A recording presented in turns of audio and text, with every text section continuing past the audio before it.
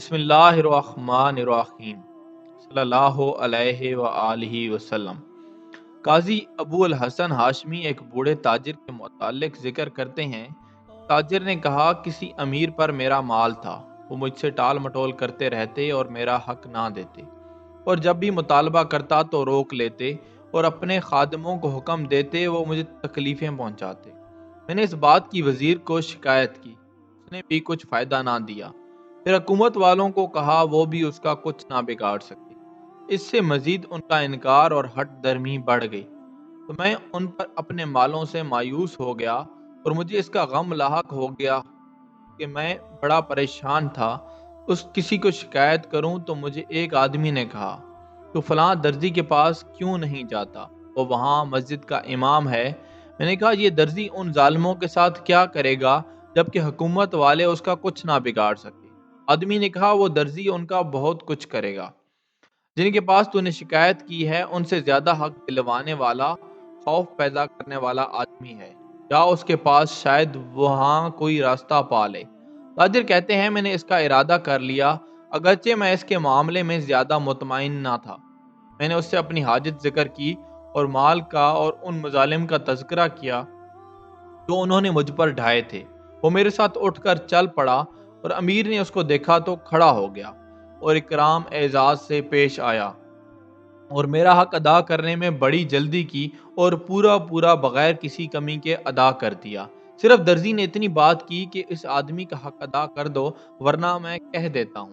اس سے امیر کا رنگ تبدیل ہو گیا اور میرا حق پورا ادا کر دیا۔ تاجر کہتے ہیں، میں اس درزی کی کمزور حالت اور جسم کو دیکھتے ہوئے تعجب میں پڑا کہ کیسے امیر نے اس کی اطاعت کی۔ پھر میں نے درزی کی خدمت میں کچھ مال پیش کیا تو اس نے کچھ بھی قبول نہ کیا اور کہا کہ اگر میں ان چیزوں کا ارادہ کرتا تو میرے پاس بے شمار اموال ہوتے۔ میں نے اس کی خبر دریافت کی اور اپنا اس کے بارے میں تعجب ذکر کیا اور بتانے کا بڑا اصرار کیا۔ پھر وہ کہنے لگا، اس کا سبب یہ ہے کہ ہمارے پڑوس میں ایک ترکی امیر حکومت کے بڑے آدمیوں میں سے رہتا تھا، بڑا خوبصورت جوان آدمی تھا۔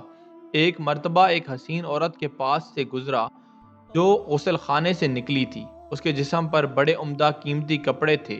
یہ جوان عورت کی طرف کھڑا ہوا نشے کی حالت میں تھا، جا کر عورت سے لپٹ گیا اور اس سے برا فعل کرنے کا ارادہ رکھتا تھا اور اپنے گھر کھینچ کر لے جانے لگا، اور یہ انکار کر رہی تھی اور تیز آواز سے پکار رہی تھی، اے مسلمانوں، میں خاوند والی عورت ہوں اور یہ شخص مجھ سے برا ارادہ رکھتا ہے اور گھر لے جانا چاہتا ہے، اور میرے شوہر نے طلاق کی قسم اٹھا رکھی ہے کہ اگر میں کسی اور کے گھر میں رات گزاروں اور اگر میں نے رات گزاری تو اس کے پاس میں طلاق والی ہو جاؤں گی، جس کی وجہ سے ایسی شرمندگی مجھے لاحق ہوگی جس کو زمانہ دور نہ کر سکے گا اور نہ میرے آنسو اس کو دھو سکیں گے۔ درزی کہنے لگا، میں آدمی کی طرف کھڑا ہوا اور اس کو روکا۔ عورت کو اس کے ہاتھوں سے چھڑانے کا ارادہ کیا تو اس نے مجھے ایک ڈنڈا مارا جو اس کے ہاتھوں میں تھا۔ میرا سر زخمی ہو گیا اور عورت پر غالب آ گیا اور جبراً اس کو اپنے گھر لے گیا۔ میں واپس لوٹا اور سر سے خون صاف کیا، پٹی باندھی، لوگوں کے ساتھ عشاء کی نماز پڑھی۔ پھر میں نے جماعت کو کہا، فلاں شخص نے جو میرے ساتھ کیا اور عورت کے ساتھ وہ تم جانتے ہو، چلو اٹھو میرے ساتھ اس کو روکیں اور عورت کو اس سے چھڑائیں۔ لوگ میرے ساتھ کھڑے ہو گئے اور اس کے گھر پر جلغار کر دی، لیکن اس کے غلام ہم پر ڈنڈے ہتھوڑے لے کر حملہ آور ہو گئے اور جماعت کے لوگوں کو مارنا شروع کر دیا۔ مجھے بھی ایک سخت چوٹ ماری جس سے خون نکل آیا اور ہم اس کے گھر سے باہر نکال دیے گئے۔ ہم بڑی ذلت امیز حالت میں تھے اور میں گھر کی طرف لوٹا۔ تکلیف اور زیادہ خون نکلنے کی وجہ سے میں سارا راستہ چل بھی نہ پا رہا تھا۔ جا کر بستر پر لیٹ گیا لیکن نیند نہ آئی۔ بڑا پریشان ہوا کہ کیا کروں جس سے عورت کو اس کے ہاتھوں سے چھڑاؤں تاکہ اپنے گھر لوٹ کر اپنے گھر رات گزارے اور اس پر طلاق واقع نہ ہو۔ تو میرے دل میں یہ بات آئی کہ صبح کی اذان دے دوں رات ہی میں، تاکہ وہ ظالم آدمی گمان کرے کہ صبح ہو چکی ہے اور عورت کو گھر سے نکال دے اور وہ اپنے شوہر کی طرف چلی جائے۔ تو میں مینارے پر چڑھا اور اس کے گھر کے دروازے کی طرف دیکھنے لگا اور اپنی عادت کے مطابق اذان سے پہلے باتیں کرنے لگا۔ اصل میں دیکھ رہا تھا کہ عورت نکل چکی ہے یا نہیں۔ میں نے اذان تو دے دی لیکن عورت نہ نکلی۔ میں نے پکا ارادہ کر لیا کہ اگر عورت نہ نکلی اقامت کہنے لگ جاؤں گا تاکہ صبح یقینی ہو جائے۔ میں دیکھ رہا تھا کہ عورت نکلی ہے یا نہیں، لیکن اچانک راستے شہسواروں اور پیدل آدمیوں سے بھر گئے اور وہ کہہ رہے تھے کہاں ہے وہ شخص جس نے اس وقت اذان دی ہے؟ میں نے کہا میں ہوں۔ جہاں میرا ارادہ تھا کہ وہ میری مدد کریں گے اور انہوں نے کہا اتر جائیں۔ اترا تو کہنے لگے چلو امیر المومنین کو جواب دو۔ انہوں نے مجھے پکڑا اور لے چلے، میں اپنا کچھ نہ کر سکا، یہاں تک کہ امیر المومنین کے پاس پہنچا دیا۔ جب میں نے دیکھا کہ وہ خلافت کی جگہ بیٹھے ہوئے ہیں تو میں خوف سے کانپ گیا اور بری طرح گھبرا گیا۔ فرمایا قریب ہو جائیں۔ قریب ہو گیا تو کہا اپنے خوف کو سکون دلا اور قلب کو مطمئن کر۔ امیر المومنین بڑی ملائمت اور نرمی سے پیش آتے رہے، یہاں تک کہ میں مطمئن ہو گیا اور میرا خوف چلا گیا۔ پھر پوچھا کیا آپ ہی ہیں جس نے اس وقت اذان دی ہے؟ میں نے عرض کیا جی ہاں امیر المومنین۔ پھر دریافت فرمایا کس چیز نے تجھ کو اس وقت اذان دینے پر اکسایا جبکہ رات کا بقیہ حصہ گزرے ہوئے سے زیادہ باقی ہے؟ تو نے دھوکہ میں مبتلا کر دیا، روزے داروں، نمازیوں، مسافروں کو شک میں ڈال دیا ہے۔ میں نے عرض کیا امیر المومنین مجھے امن دیجیے تاکہ میں اپنا قصہ آپ سے بیان کروں۔ فرمایا تو امن میں ہے۔ تو میں نے ان کو اپنا قصہ بیان کیا۔